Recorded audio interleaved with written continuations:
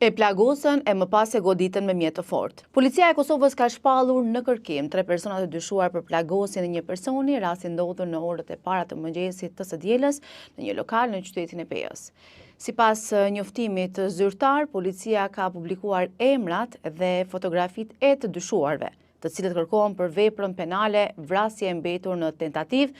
Ata janë identifikuar dhe dyshohet se janë nga fshati Maznik i Deçanit.